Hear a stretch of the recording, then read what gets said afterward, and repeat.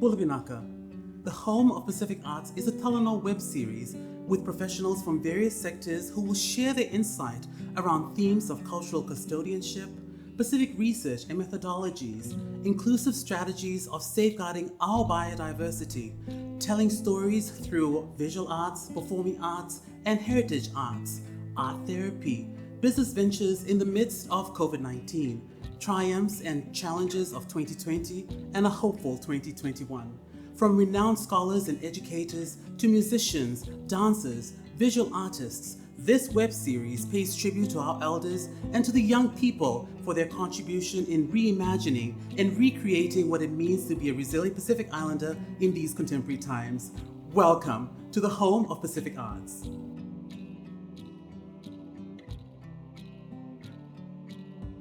Bulabinaka, and welcome to the home of Pacific Arts. We are joining you from the Confucius Institute here at the University of the South Pacific Slough Valley campus. I am your host, Jesoni Naga, and in studio today we have Josaia Mateiwai, a visual artist based in Nandi and is the creative director of LeNiu Art. Bulabinaka Josaia, and thank you very much for joining me today. So to start off our conversation, I would like to ask you to introduce yourself, your art label, and how long you've been doing this work as a serious career path. My name is, as you've obviously mentioned, my name is Josaia Mateiwai. I'm actually from the island of Vatulele in Nandronga. About my background, I actually was brought up in. I grew up around artists. My dad and my two older brothers, they were self-taught artists. But then I had a background. I have a background in tourism. I was with tourism in events for about 10 years, until and I looked at art as a hobby. It wasn't until about 8 years ago when I thought of, art is actually a form of employment. So I decided to leave the hotel tourism industry and to take up art professionally. Right. So then I moved down to Nandi and I worked for a studio called Singapore Studios by Maria Rova. Yeah. I have been privy to some of your works at exhibitions, and some of the 3D work that you produce is quite incredible, the textures and the materials that you use. So what are some of the inspirations behind your artwork?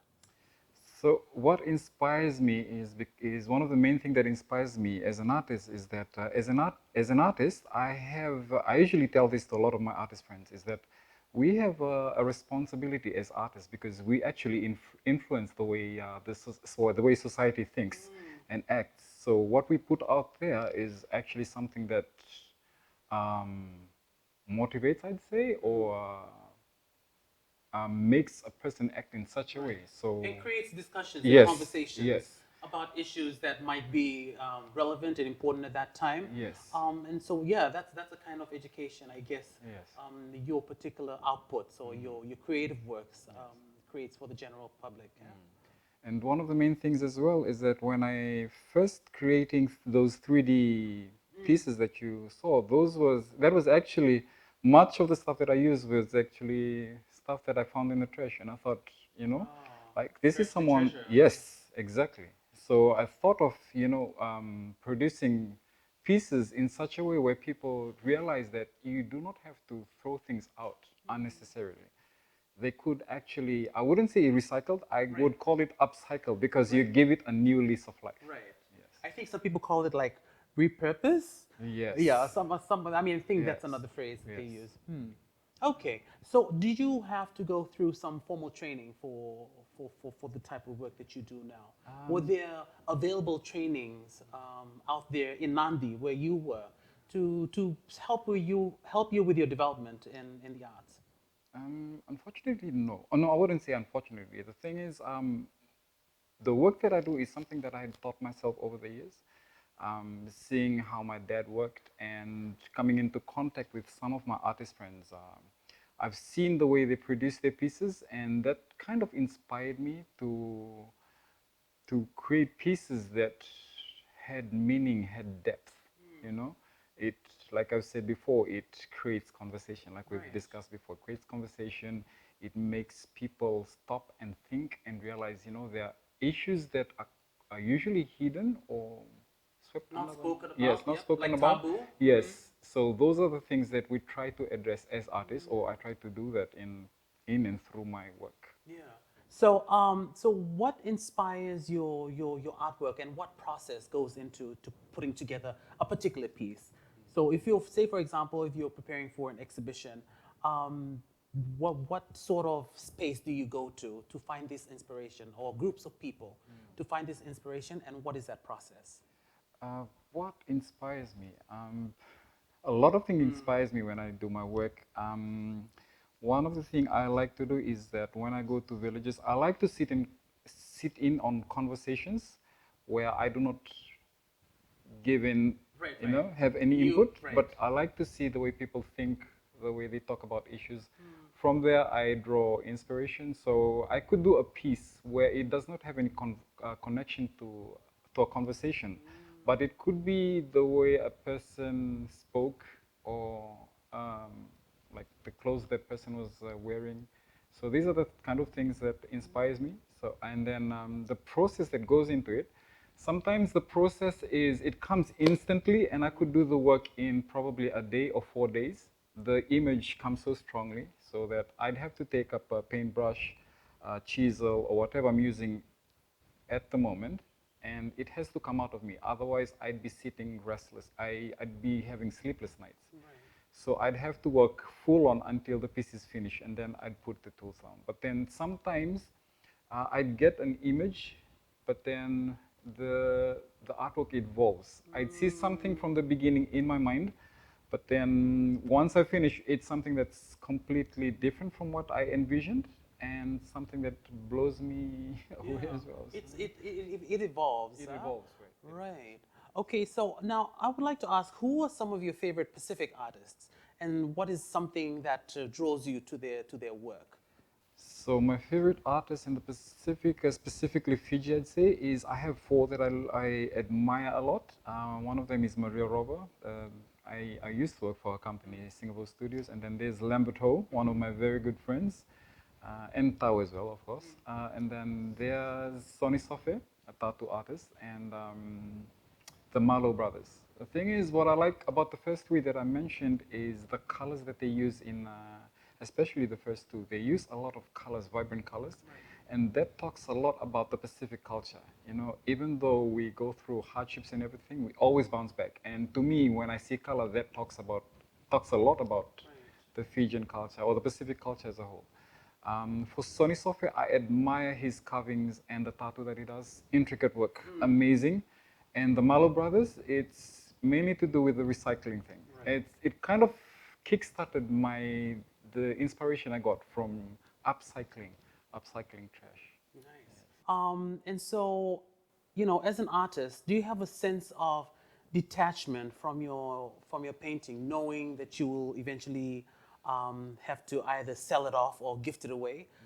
So while you're in the process of making an art piece, you try to detach yourself so that you're not emotionally connected to it, I guess, because you'll eventually give it away either as a gift or as a as a piece for sale. I think every artist goes through that process, because each piece is personal. You put your heart and soul into it. So at the beginning, when I start creating, there's this excitement, this build up and everything. But towards the end, I'm at a stage where I have to kind of trust that I usually call them my babies at times. I say, okay, you're going off to a good home, you're getting adopted into a good family, so you'll enjoy yourself, you know. So I usually have this thing where I talk to the artwork, and just to give me a sense of comfort that the babies are leaving home. Right. Yes. And so, how do you price your artworks? What do you base your pricing on? One of the key factors is the cost of material. Art supplies in Fiji is quite expensive, honestly. And another thing, it's the time that's spent, labor, and the idea. Because as an artist, like any artist, a part of him or her goes into the pieces they create, a part of their soul. So, yeah, so that all factors or keys into the pricing of the artwork. And so, what sort of skills do you need to run a successful business? In your case. do you need capacity building? Do you need sort of financial training? And are those resources available to you, or is that sort of information readily available? Um, I was quite fortunate to go through working with Singapore studios and to see firsthand how art in Fiji can be seen as a viable employment or like a really Yes. good form of employment. Um, in Fiji, I haven't actually heard of a place that provides formal training where an artist looks to artwork as a yeah. So basically, what much of the thing that I'm using is stuff that I've picked along the way because my dad, even though he was in tourism, art was a business to him as well. So it's most of the thing that I use in running my company now is stuff that I picked along the way. So, but I'd really be appreciative if there were formal institutions in Fiji that that facilitated these programs because of we have artists, amazing artists that are coming up. So. Yeah. And I mean, I know that there is the Fiji Arts Council. Is there some sort of support that comes out of these bodies, or do they support those sorts of trainings, or how does it work as a paying member of the Fiji Arts Council? How does the support, or how do support networks, I guess, so to speak, provided to you as an artist? Um, with the Features Council, we have an exhibition, one exhibition that happens in a year. But something I'd look forward to is having more exhibitions because there are a lot of artists in Fiji, and we have actually witnessed that when COVID happened, a lot of artists coming out of the woodwork. So obviously we need a bigger event and one, probably two or three, which is able to cater for all of these artists. Training wise, they have done some training, I believe, but the thing as well is that we need more awareness through the media where where it's advertised and yeah. Can you share with us on your experience about really surviving as a business through this COVID-19 pandemic?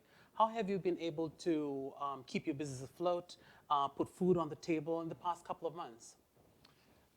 One thing that I've had to do a lot was to use a lot of social media platforms to publish my works, to put on my works, and creating more networks. So whenever in last year we had about two exhibitions or three, and in those exhibitions, you always have the choice of coming or not. But it's important to attend because from there you create networks where even if you don't go to exhibitions at a point in time, you still have those networks which you are able to fall back on. And one thing I've done as well was, it was something that I did unconsciously actually. I saw when COVID first hit, it was the same time when Cyclone Harold happened. So I took some of my pieces and I put them up on Butter for a Better Fiji to get grocery packs. And I use these groceries to visit families. And I also did, what do you call this, a food drive to visit one of the orphanages in Nandi. So I believe actually, it was through that where most patrons that I have now saw the community work that I was doing. So the word of mouth word kind of got around of the work that I was doing. So the exposure increased for, Sort of blew up. yes, it blew up. And I'm really thankful to everyone that has been sharing the posts that I've been doing regarding this work, this community work. Yeah, and so I guess for our viewers who would like to check out more of your things or more of your products or more of your work, you could check his Facebook page out on LeNiu LeNiu Art. Art, LeNiu yes. Art on his Facebook page. You'll find more information of his work there. But I also noticed that you have diversified in the way that you produce art through fashion. I see that that you printed your own your clothing line. You've got a clothing line that's out, also named LeNiu. Yes. And so tell us about this. This is a very interesting venture. I guess this is the first time that you've done this. And yeah, just share with us that experience. Looking to art is like branching out into the fashion industry was something that it wasn't really something that I thought much about. But then as an artist, most artists actually, they want to be unique from every other artist. So one thing that I started doing was creating my own clothes that I wore to exhibitions, and from there, people kind of had the interest. They came up to me, "Where did you get your Sulu done from?" Or the shirt that you're wearing with your Sulu, or the necklace that you have on with the whole outfit. And I was like, "Oh, I just made it myself." And then actually, the necklace is by my sister, my cousin sister. So yeah, so at the last exhibition, I actually got a load of business cards where people were asking me, as soon as you put out your line, could you please just, give us a call, and we'd like to buy stuff off of you. So Lovely. yeah. We've been talking about LeNiu art, but can you please explain what LeNiu actually means? Like, would you be able to share with us where the name comes from? Certainly. I actually have a LeNiu tattooed on my forearm. LeNiu is actually a combination of two names. My mom's middle name is Lewaya, so that's where the LE comes from. And Niu comes from my second name. I actually share my second name with my dad's second name, and it's Nouveau. So I combined those two together, and I said, okay, this is like it has a really nice ring to it. So yeah, so that's how the name came about. Lovely. And so, okay, let's talk about residencies or possible opportunities out there in the region. Are you able to access this information about possible residencies abroad or in the region? And if so, where do you get this information? I was actually approached by this. I've forgotten the name, but I was actually approached by this art gallery in Australia. Yes, I'm pretty sure it's Australia. They've actually followed me on Instagram. So I think it had to do a lot with the work that I produce, where I upcycle material. So, and it tied in with the concept that they had about a new program that they were going to put into place. And yeah, so before COVID hit, they had actually sent me a message inquiring about my email and my work and everything on Instagram. So actually sent me an email of like everything that they were going to provide, given the fact that I was going to move over and live in Australia for about 4 months in the outback, close to this art gallery. But then COVID hit, and everything was just put on hold. Fell through. Yes. Yeah, but then yeah, so it's actually through Instagram. It was actually Nice. So the social media platform really Yes. does play a huge role for you. And so, how many times have you exhibited, and what awards have you won in the past few years that you've taken on painting as a career? To date, I'd say I've been to probably about 15 exhibitions, apart from the national exhibitions and the Imago Mundi one that we had sent stuff off to Italy, I think, Venice. There's something that we actually put up every month. It's a kind of a small exhibition happening at First Landing in Vunda Marina. And that happens on the second Saturday of every month. So combined, I'd say about 15 to probably 20 exhibitions now. Right. I mean, you obviously won the competition that we ran at the Oceania Center in 2018 as part of the 50th anniversary celebrations. So, from your perspective, is there a different emotional connectedness associated with either selling an artwork and gifting an artwork? Between the two, there is a difference, I'd say, because when we sell off a piece, or when we sell off a piece, it usually goes into the private collection of a person. I'm not sure about other artists' experiences, but when I gift a piece to someone, it usually goes into a place where most people can view the artwork. Or sometimes I may gift my time and paint a wall in a home or an orphanage, I'd say. And yeah, but the thing is, there is a difference because people when I gift the artwork, it is seen and appreciated by more people, whereas when it goes into the private collection, it's for that person and his Right. family. Right.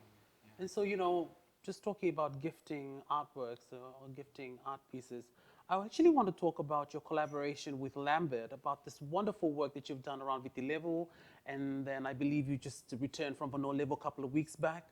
Can you please share with us that experience and what that project was about? Because I know you were on the road for a very long time, and all I could see were these wonderful posts on social media about these collaborative efforts in the towns, in communities, even painting lean-tos in, you know, disenfranchised communities, I guess you could say. So please tell us about these projects and your collaboration with people like Lambert Ho. Yeah. So the thing is, with most of those bigger projects, Lambert, he usually calls me in to, if I have like time to donate, to gift to these communities. And those projects, the two projects that I was involved with Lambert was for the market in Rakiraki and in Nandi as well.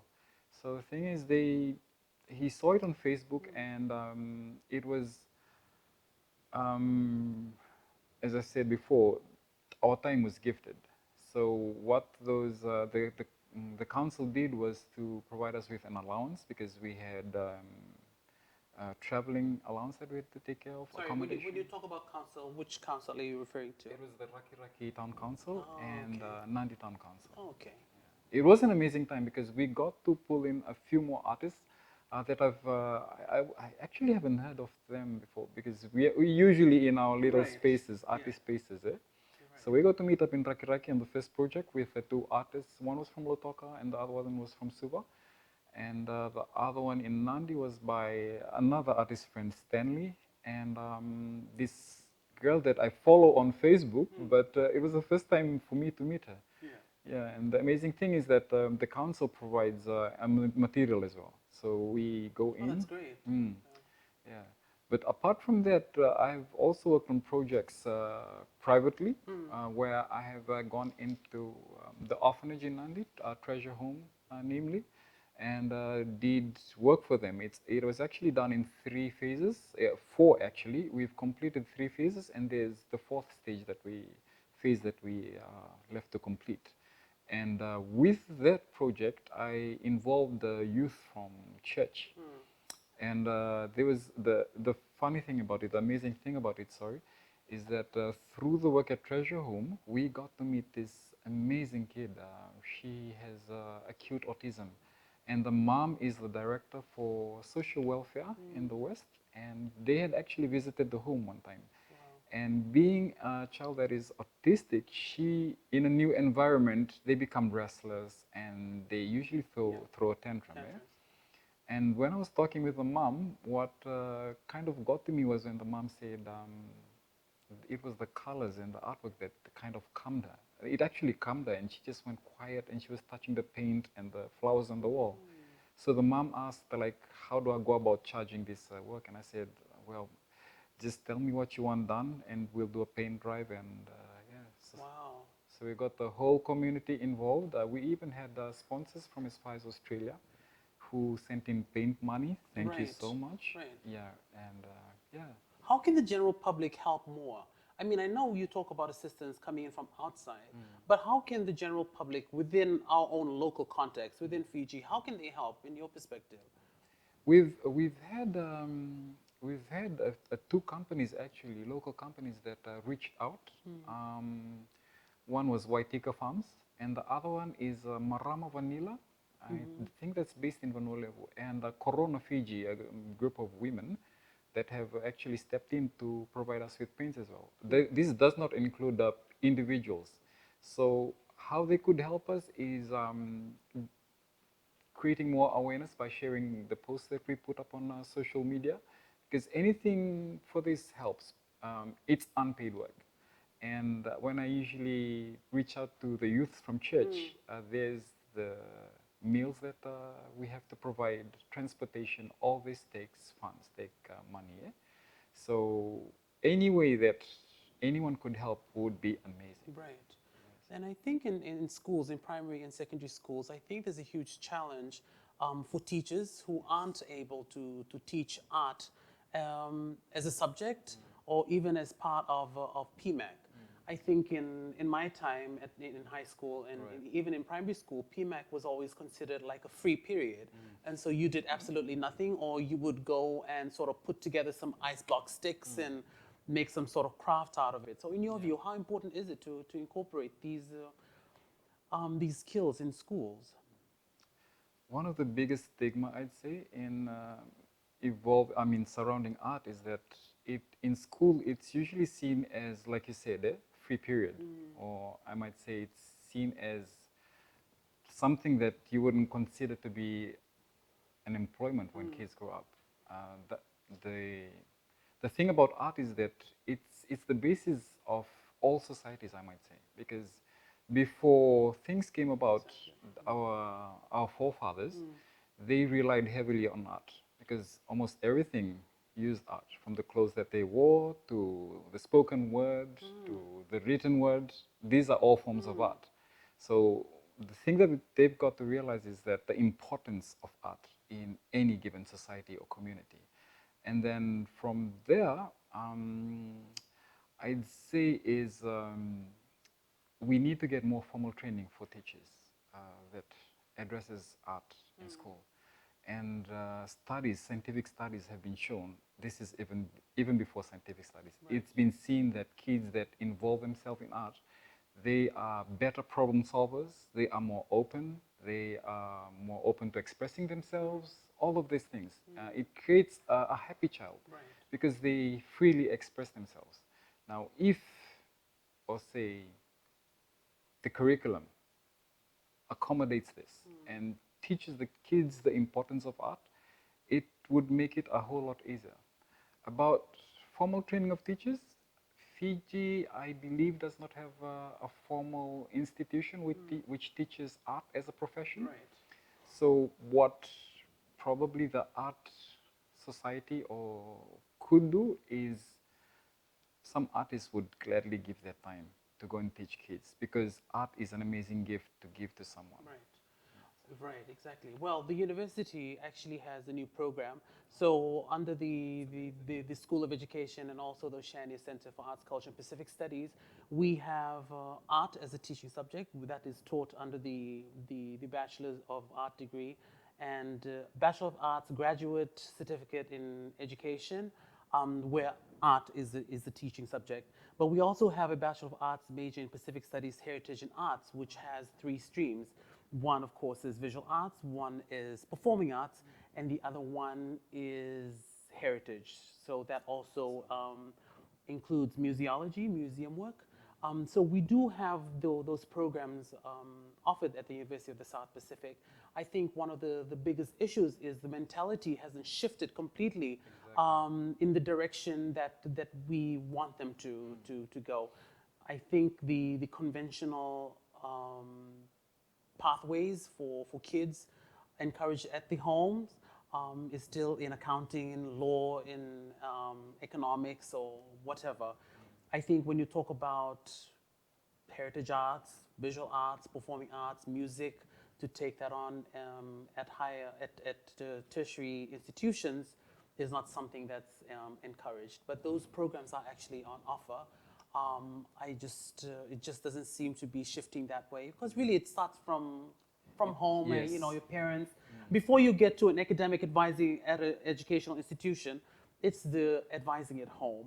I think if you don't even give that option to students, they will not even have it within their peripheries of options.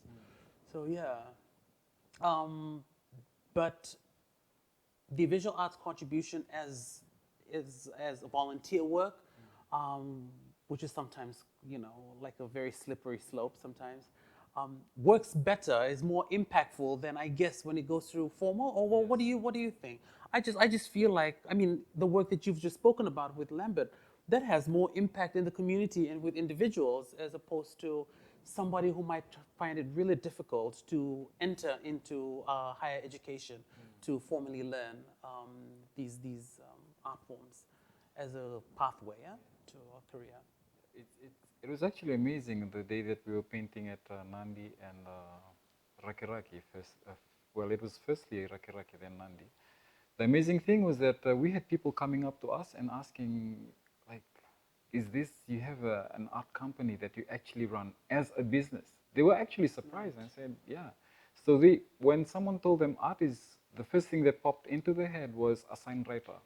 You know, it's more than being a sign writer. It's about creating stuff and making people realize. And you said we have a formal institution that, namely the University of the South Pacific, but it has to start at a lower level as well. Primary school, kindergarten has to start teaching these things, because from there they get a sense of knowing what direction they're going to take, which is the University of the South Pacific later on. Yeah, so. Yeah. I mean, okay, so you talk about a lot of engagement with youths from your church, and I actually want to talk about spirituality and what your view is of, you know, the kind of work that you do in terms or relative to spiritual development. I mean, as an individual, as an artist, what is your view on that, or what is your take on that? Um, okay, I will actually go a bit into the artwork that I produce. The pieces that I produce, one of my biggest inspiration is cultural narratives, like I said before, sitting in on conversations where the Mbumbus and the Tutus sit and have the conversations, you know, because they're great problem solvers. Sitting around and having a good yarn, yeah. And sitting in with on where my friends converse and seeing how they react to certain things that they're going through. Right. And so that was cultural narratives. And one of the biggest impact on my artwork as well is my spiritual upbringing. I am a Christian. So, and as a Christian and an artist, I have the responsibility, as I've said before in the first part of our conversation, is that it's the way you influence people.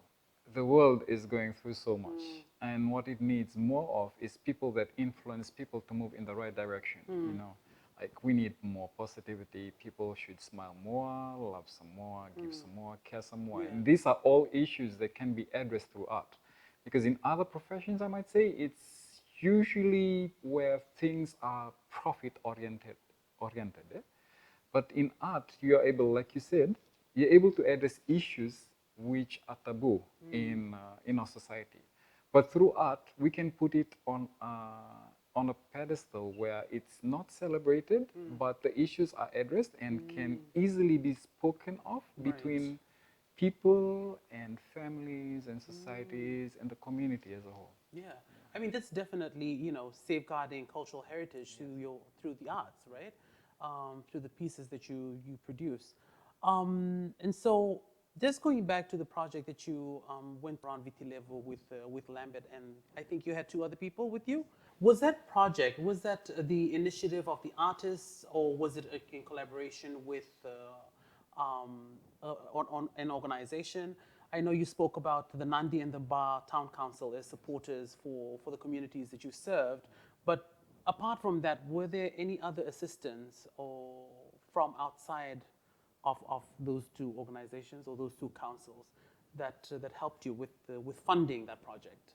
Um, with with those two projects, it was solely the council, that took care of it, and business houses as well in Nandi and Rakiraki that came up with providing lunch and meals, and all this stuff. Um, there's um, there's actually a program that I'm I'm working on currently. It's where a school has actually, through the work that I have been going around doing with Lambert, that have caught on to the work that I did.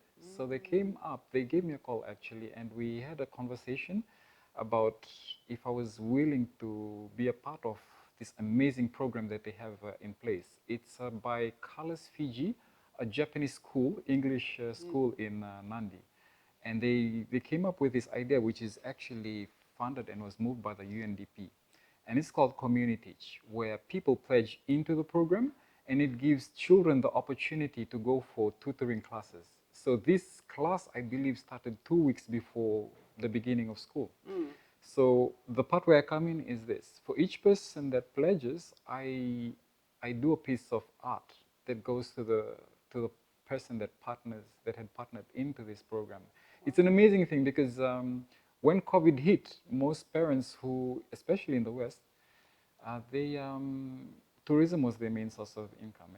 So they are not able to have the luxury of sending their children off for tutoring classes after school. So this is where this program came in, and it's been pretty amazing. From what I hear from the teachers is that the number keeps growing, and even some kids without registering, they just stand up at the doorstep. And it's really hard to turn away kids. I mean, kids being kids, it's... Exactly. And so, you know, in December 2020, tropical cyclone Yasa hit Fiji and, of course, devastated Bua. And so I wanted you to share your relief efforts. Right now, I know we've spoken about it before this recording, but I wanted you to share this experience about how artists, totally unsung, totally unknown to the general public about what they do, of your efforts to assist our brothers and sisters in Honolulu. Well, the thing is, artists have a very big network, and when things like this happen, it's important to use the network that you have, because you have a far-reaching influence compared to most professions, I'd say. So when Cyclone Yasa hit, I did the same thing that I did with Cyclone Herald. Through my media page and my business page, I put up drives where we did a clothes drive, and in the previous one with Cyclone Herald, we did a food drive as well. So with Yasa, we did the clothes drive, and we've collected so much clothes, which is sitting at home right now, and it needs to be sent off to the contact person that we have in Honolulu. Now, what I do is that the accountability, because people donate stuff out of the goodness of their heart. So I take photos each step of the way, where when the clothes arrives, I take photos. First, I sort the clothes again, pack them into age groups, I'd say, and then I try to get into contact with the person on the other side. So for Yasa, we have this teacher who goes to the same church that I do. So he's our contact person in Honolulu.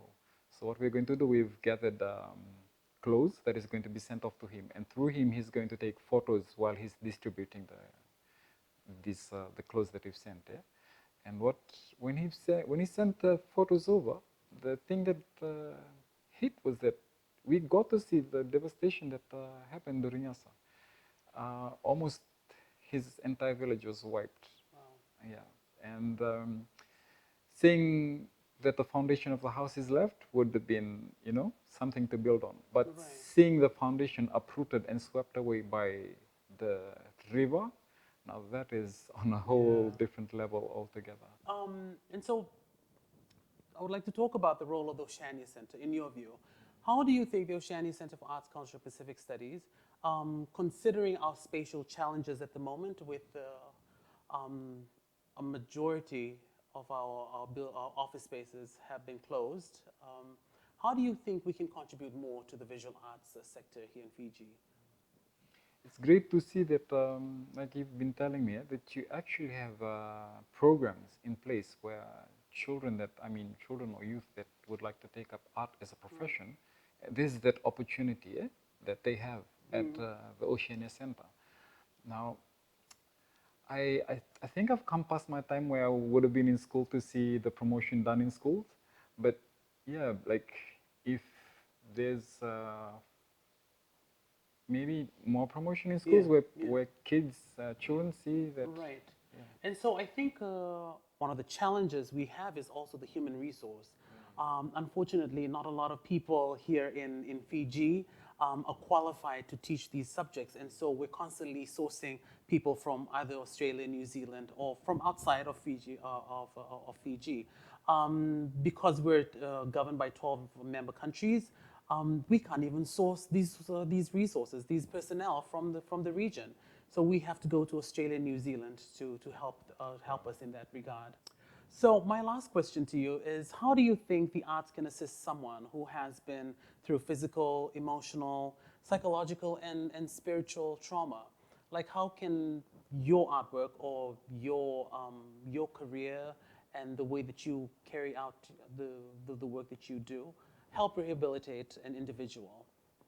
Uh, Art providing an avenue where people heal is because art, it encourages people to come out of their comfort zone and address issues that were otherwise buried at one time. And through art as well, sometimes people only get to know the story of the trauma when the artwork goes on to. Yeah. Yeah. And psychologically, people associate moods and stories with the colors that they use.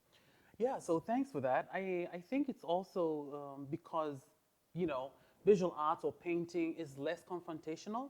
I mean, it gives people that have gone through trauma enough time to move on in their own time. And, you know, they're not being forced to recover or to rehabilitate. It's something that is stress-free, really, and it's in your own terms. So thank you very much, Josiah.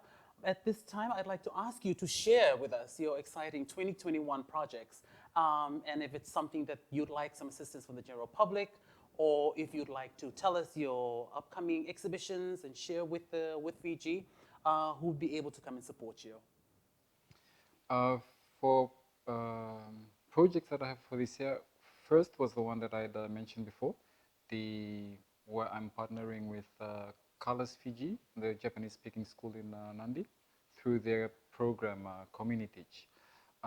Secondly, I have been in conversation with a few parents in the West where we are actually organizing an art program where we're going to sit around, have a chat, and see how we can develop the passion that they have for the arts from there. And there's another one where through Western Art Society, which is a part of the Vunda market, we're trying to get artists registered so that we can just get a feel or to see how many artists are there and how we can assist them in any way. And being a part of that, the committee of WEX or Western Arts and Crafts Society, I'm kind of trying to organize a meet where we just get to sit down and have a talanoa and talk about issues that and see in what way where we can be a voice for these artists to the organizations that we have already in place. And this actually before I came here, I had a kindergarten that had actually reached out to me and asked if I was like, how do I go about doing a mural or a few in their school. So after after this, probably 2 weeks from now, I'll be doing a paint drive probably, and looking for assistance where we get meals and stuff for the youth that will be helping. Um, in ways where the community helps, especially for the art program that we'll be having for the kids and kindergartens. There are times throughout the year where I'll be contacted by, I'm going to be contacted by kindergartens, or these are mainly rural schools, kindergartens which really need the assistance. So in what way can the community help is when I post it up on my page, it's either they share it onto their pages, or if they know of people that have the capacity to help these rural schools, or in the case of the small, amazing girl that we went out to her home in Lotoka, if there's any way that they can help, like paint or providing an allowance for the youth that are coming to help, that would be amazing. Excellent. So people can either reach out to your Facebook page on Yes. LeNiu Art, or is there an email address that you'd like to share? We have on my page, there's the email address. They can message the page directly or message me on my personal art page, or the phone number is on my page as well. So either way, they could contact me through those mediums. Nice. Thank you so much, Josiah. Congratulations so on the work much. done so far. Thank you. And all the best with the projects for this year. Thank you so much. That's all the time that we have for you today. Thank you so much for joining us. If you want more information on Josiah Mateiwai's work and the projects that he has coming up this year, you can go to LeNiu Art Facebook page where all the information is posted up there. Thank you very much for your time. I'm your host, Jesoni Naga. Goodbye.